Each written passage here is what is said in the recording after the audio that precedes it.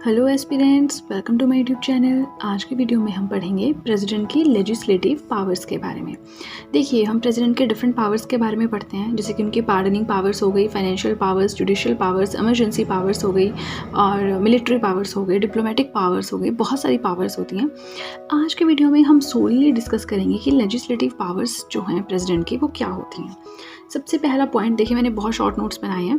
पहला पॉइंट बोलता है समन, प्रोरोग और डिसॉल्व। काफ़ी शॉर्ट में मैंने लिखा है। इसका मतलब है कि प्रेसिडेंट जब चाहे तब पार्लियामेंट की एक बैठक यानी कि एक मीटिंग बुला सकता है, जब चाहे तब जो पार्लियामेंट की मीटिंग है उसको डिले कर सकता है, और अगर चाहे तो वो लोकसभा को डिसॉल्व भी कर सकता है। अब आप सोच रहे होंगे मैंने डिसॉल्व भी क्यों लिखा है, ब्रैकेट में लोकसभा क्यों नहीं लिखा, क्योंकि मैं तो बोल रही हूँ लोकसभा को डिसॉल्व कर सकता है, मतलब राज्यसभा को डिसॉल्व नहीं कर सकता। तो राज्यसभा जो है एक परमानेंट हाउस होता है, वो कभी डिसॉल्व होता ही नहीं है। ठीक है, तीन चीज़ें हो गई। पार्लियामेंट की मीटिंग को कभी बुला सकती है, कभी भी डिले कर सकती है, लोकसभा को कभी भी डिसॉल्व कर सकती है। ये पावर है किसकी? प्रेसिडेंट की। अब सेकंड क्या आता है? सेकंड जो पावर है लेजिस्लेटिव पावर, उसमें आता है आर्टिकल नंबर 108। इसको तो आप बिल्कुल टिप्स पे बिठा लीजिए। आर्टिकल 108 मतलब आप समझ जाएंगे किस बारे में बात हो रही है। आर्टिकल 108 बोलता है joint sitting of both the houses of parliament. मतलब प्रेसिडेंट जब भी चाहे वो दोनों हाउसेस की एक ज्वाइंट मीटिंग या एक ज्वाइंट सिटिंग बुला सकता है। और उसका हेड कौन होता है? ये क्वेश्चन आता है कि ज्वाइंट सिटिंग जो होती है पार्लियामेंट की, उसका हेड कौन होता है, मतलब उसको प्रिसाइड कौन करता है, उसमें हेड कौन बनता है। हम क्या करते हैं, फटाफट प्रेसिडेंट पे टिक कर देते हैं। नो, जो हेड होता है, दोनों हाउसेज लोकसभा और राज्यसभा जब मिलते हैं तो उस टाइम पे जो हेड होता है वो होता है speaker of the Lok Sabha. Right now number 3, point number 3 क्या बोलता है? Address the parliament. पार्लियामेंट को एड्रेस करेगा। क्यों करेगा पार्लियामेंट को एड्रेस? देखिए, कभी भी जनरल इलेक्शन हुए उसके बाद जब सबसे पहले मीटिंग होती है हाउसेस की, तो उस टाइम पे पार्लियामेंट की जब मीटिंग होती है उस टाइम पे प्रेसिडेंट एड्रेस करता है उनको। ठीक है, या फिर कोई भी साल है, जैसे नया साल स्टार्ट हो गया, पहला सेशन जो होगा उस टाइम पे प्रेसिडेंट ही आके उनको एड्रेस करता है। ठीक है, ये हो गया हमारा point number 3। Point number 4 very important है। पॉइंट नंबर 2 बहुत इंपॉर्टेंट था, पॉइंट नंबर 4 भी बहुत इंपॉर्टेंट है।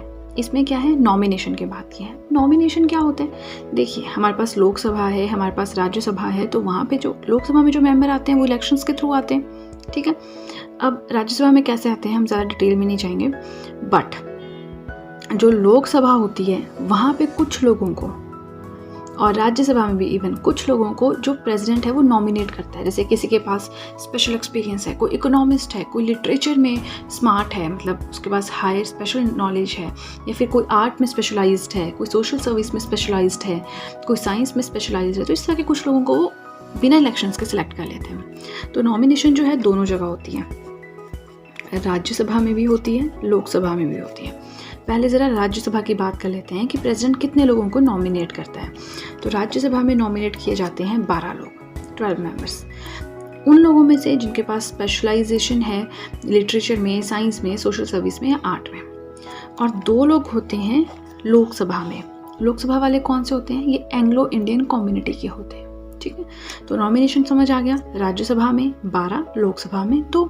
ठीक है, अब चलिए चलते हैं 5th पॉइंट की तरफ। 5th पॉइंट क्या बोलता है? डिस्क्वालिफिकेशंस ऑफ एमपीज, यानी जो हमारे मेंबर्स ऑफ पार्लियामेंट हैं उनको डिस्क्वालीफाई करना है तो कैसे होगा?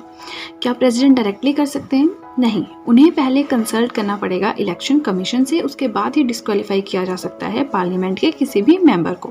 राइट, अब पॉइंट 6 क्या बोलता है? हम लेजिस्लेटिव पावर्स की बात कर रहे हैं, हम नंबर 6 की बात कर रहे हैं, टू प्रोमलगेट ऑर्डिनेंसेस। अब प्रेसिडेंट ऑर्डिनेंसेस भी बना सकता है, घोषित कर सकता है। कब? सिर्फ तब जब पार्लियामेंट सेशन में ना हो। लेकिन जैसे ही पार्लियामेंट की मीटिंग होती है या फिर सेशन स्टार्ट होता है तो ऑर्डिनेंस को अप्रूवल भी मिलना चाहिए। कब? 6 हफ्तों के पहले पहले। 6 वीक्स का मतलब है आप कह सकते हैं 1 complete month and the second 1 half. ठीक है, यानी आप नॉर्मल भाषा में कहें तो 1.5 महीना। तो 1.5 महीने के अंदर जो है, जो प्रेसिडेंट ने ऑर्डिनेंसेस बनाए हैं उस टाइम जब पार्लियामेंट सेशन में नहीं थी, तो उसे 6 हफ्तों के अंदर अंदर, 6 वीक्स के अंदर अंदर अप्रूवल मिलना चाहिए।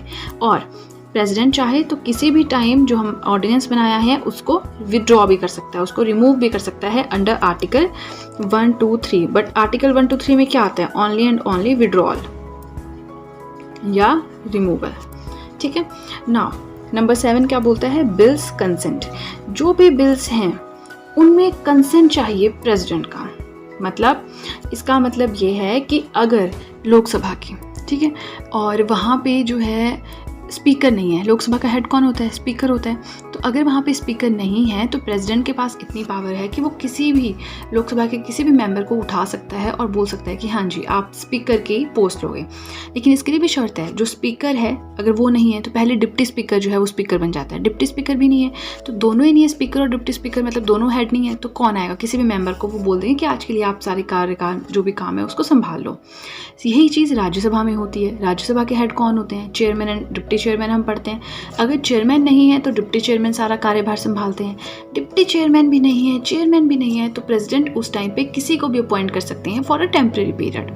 ठीक है, तो ये हमने पढ़ ली लेजिस्लेटिव पावर्स। बहुत डिटेल में मैंने यहाँ पे कुछ नहीं लिखा था, मैंने बहुत इजी तरह समझाने की कोशिश की थी। तो आई होप मैंने आपको जो भी समझाया आपको अच्छे समझ आया हो, आपको वीडियो अच्छी लगी हो। अगर आपको वीडियो अच्छी लगी तो ये तो आपको अच्छे से पता है क्या करना है, जल्दी से कर दीजिए चैनल को सब्सक्राइब, बेल आइकन को कीजिए प्रेस, सो दैट मैं जैसे कोई वीडियो अपलोड करूँ आप तक एकदम से नोटिफिकेशन पहुँच जाए। वीडियो को लाइक करें, वीडियो का लिंक शेयर करें अपने फ्रेंड्स के साथ। प्लस आपको कोई भी क्वेश्चन है, डाउट है, आप मुझे कॉमेंट सेक्शन में लिखिए, उस पर्टिकुलर डाउट पर मैं ज़रूर एक अलग से वीडियो लेकर आऊँगी। एंड आज की वीडियो के लिए इतना ही। अब मिलते हैं नेक्स्ट वीडियो में जिसमें हम पढ़ेंगे फर्दर जो भी पावर्स हैं हमारे प्रेसिडेंट की। So that's it guys and see you soon.